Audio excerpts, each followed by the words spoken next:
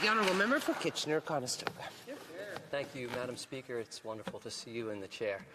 And I just want to let you know I'll be sharing my time with the member from Mississauga East Cooksville. It's with deep gratitude that I rise today on behalf of the people of Kitchener-Conestoga, give my first speech in this 45th Parliament. Standing and speaking in this chamber reinforces the responsibility that I carry as a parliamentarian, as a steward, and the trust constituents have placed in me. And I want to begin by thanking everyone who helped me get here today, particularly my family, my wife Brenda, my son Satchel, and my daughter Brooklyn, who've been supportive every step of the way. This is the third time that I've been elected to serve, and it remains an honor. And I'll continue to work tirelessly on behalf of all the constituents of Kitchener-Conestoga. We're at a pivotal moment. Our communities are facing challenges: affordability, housing, climate change, global instability. But I believe, as I know my constituents do, that Canada is ready to meet this moment with courage, with compassion, and with clarity of purpose. Kitchener-Conestoga is a riding that reflects the diversity and dynamism of Canada itself. The geography of this riding includes the west end of the vibrant city of Kitchener and the three beautiful townships of Wellesley, Wilmot, and Woolwich. The urban-rural blend brings both opportunities and challenges. On one hand, it fosters innovation, entrepreneurship, and a sense of strong community. And on the other, it requires thoughtful policy that bridges the needs of urban centers, like transit and housing, with the priorities of rural communities, like agriculture, infrastructure, and access to services. Representing such a diverse riding means listening closely, building consensus, and ensuring that no voice is left behind. The people of Kitchener-Conestoga know the power of working together, whether it's farmers innovating to feed our country, small businesses adapting in a changing economy, or newcomers building new lives and enriching our communities. We see every day that progress is possible when we support one another. Whether we're looking forward with innovation or reflecting on the values passed down on us that shaped us, one thing remains constant: the strength of our communities.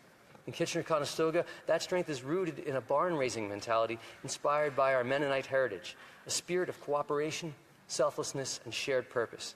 I experienced that as recently as this past weekend when I attended the New Hamburg Mennonite Relief Sale. This event is a shining example of the spirit of collaboration, where over 2,000 volunteers come together in a remarkable display of generosity and teamwork, raising funds to support relief, development, and peace efforts through both locally and around the world through the Mennonite Central Committee. It's a reminder that when we come together, we can build more than structures. We build trust, resilience, and a future that reflects the best of who we are.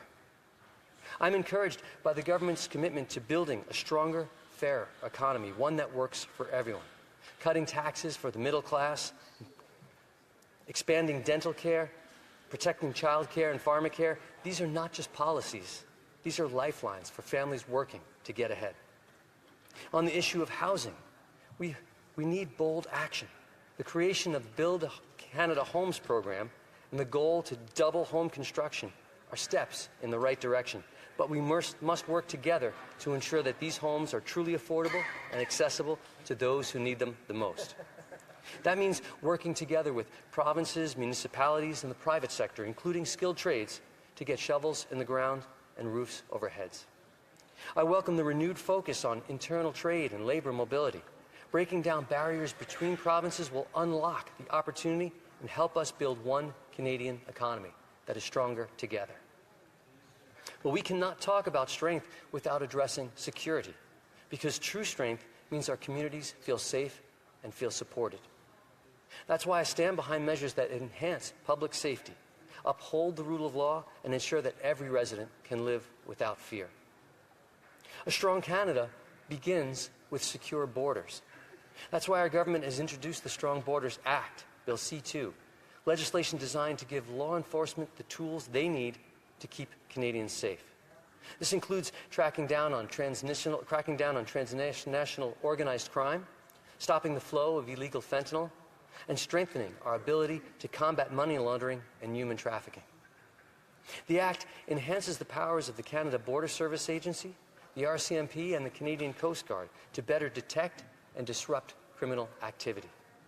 It also improves the integrity of our immigration and asylum systems, ensuring that they remain fair, responsive, and resilient in the face of rising global pressures. This legislation is a key part of our broader plan to build a safer, more secure Canada, one where our communities are protected, our borders are respected, and our laws keep pace with evolving threats. At the same time, we must also invest in prevention, mental health supports, youth programs, and community initiatives that build trust. Looking beyond our nation's borders, Canada must lead with the values that define us: equity, compassion, inclusion, and cooperation. Hosting the G7 summit this month is a chance to show the world that Canada just doesn't talk about leadership, we live it. Whether it's providing good governance, addressing climate change, or building fair trade relationships, we must lead with integrity. I'm encouraged by our government's renewed dedication to protecting our environment, protecting our parks, waters, wildlife, and farmland. It's not just about conservation, it's about identity. It's about ensuring that our children and our grandchildren inherit a country as beautiful and bountiful as the one that we were blessed with. We have a vision before us, but it's up to us, every member of this House, to turn that vision into reality, to listen to our constituents, to work in a nonpartisan way, and to never lose sight of why we are here, to serve. Canadians have entrusted this new government with a clear and urgent mandate to build a strong economy and to meet the challenges of our time with purpose and with resolve. We're facing a generational moment. Rising global instability, economic uncertainty, and the rapid pace of technological change demand a new approach, one that is focused, collaborative, and bold. In the short term, we must act decisively to bring down costs for Canadians, including making housing more affordable. At the same time, we must lay the foundations for long-term prosperity.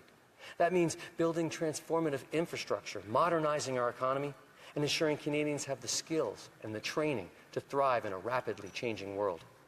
It means strengthening our partnerships across provinces with Indigenous peoples and with our allies abroad. We must proactively address global disruption caused by rising protectionism, including the recent waves of U.S. tariffs.